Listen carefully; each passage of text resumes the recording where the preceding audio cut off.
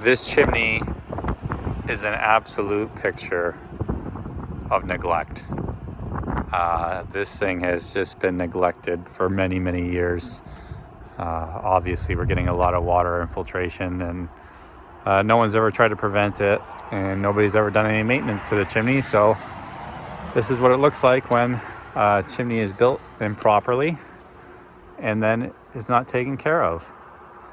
You'll notice that it's got a stainless steel liner in the top. It's actually a really nice, it's a really nice stainless liner. It's a heavy wall liner that goes down to the boiler. And there's one other flue just to the left of it. We can't see the top of it from here. It's a Fireplace flue. This one has an old metal heatilator firebox in it, which, I mean, they're not very good, but they were big in their day.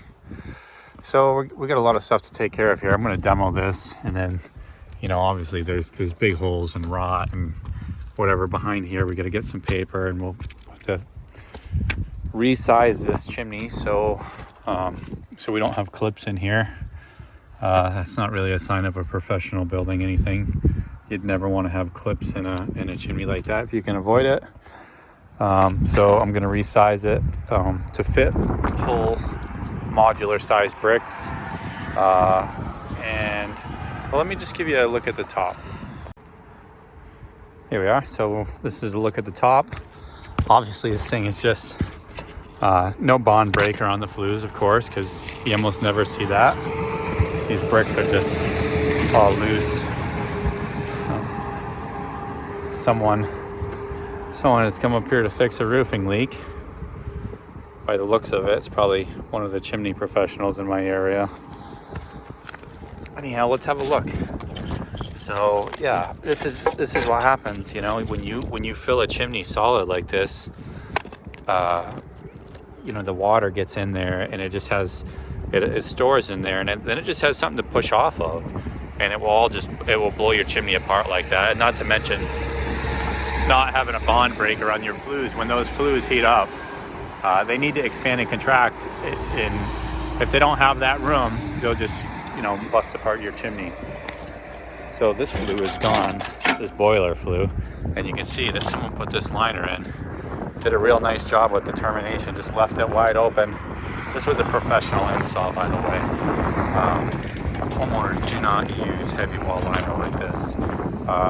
Most of the time they don't even have access to it. So you can see that this liner is it's looking brand new, like it's never been used, right? Well, to tell you the truth, it's been sitting in here for years and it's never been used. It literally, they ran it down to the basement and it's literally just sitting there, not attached to anything. Matter of fact, it's obstructing the path for the boiler now. They got in a bind with it and they just said, hey, you know, forget it, this is enough. We don't have the expertise to figure this out. So they stuffed it in there and they got paid for it, and the liner is doing absolutely nothing. So again, probably one of the chimney professionals in my area. I mean, it's not the first time I've seen it.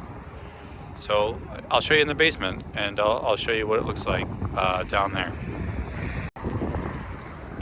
This is just a look down at the Fireplace flue.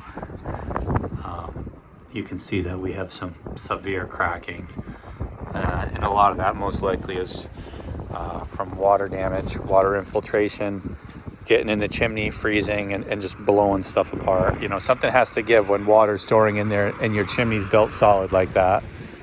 It's not a good combination.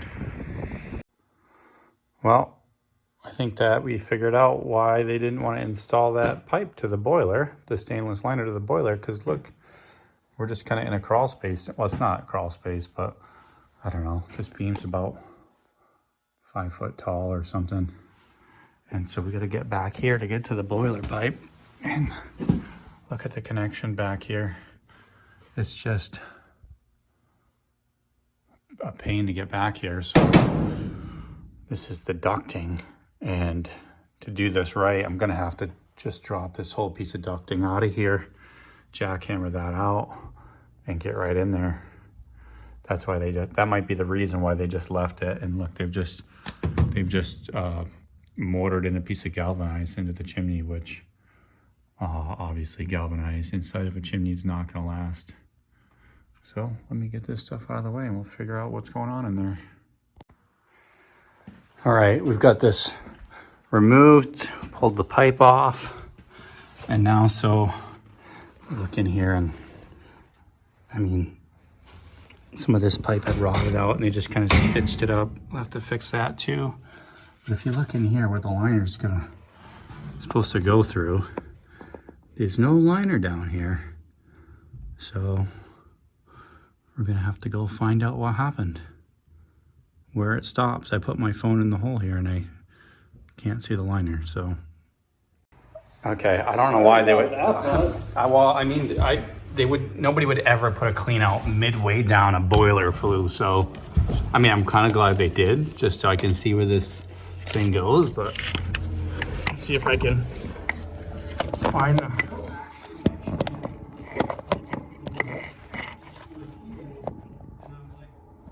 yeah, it's right there, dude. It's literally, they just stuffed it down and left it right there. It's not even stuck on anything. They just like, it's not even to the turn yet, I don't think. What a bunch of animals. Here's a look down the fireplace flue. A little better look with the light. It's pretty well spider web. These flues are all cracked up, so they'll all have to be replaced. I just want to point out here that these brick are actually solid clay brick. And, you know, as you can see, solid brick will spall their faces and just weather and degrade, just like a cord brick will if the chimney's not built properly and it's not maintained. This is what we're looking like right now. You know, you can see all the cracking that's happened in the flues.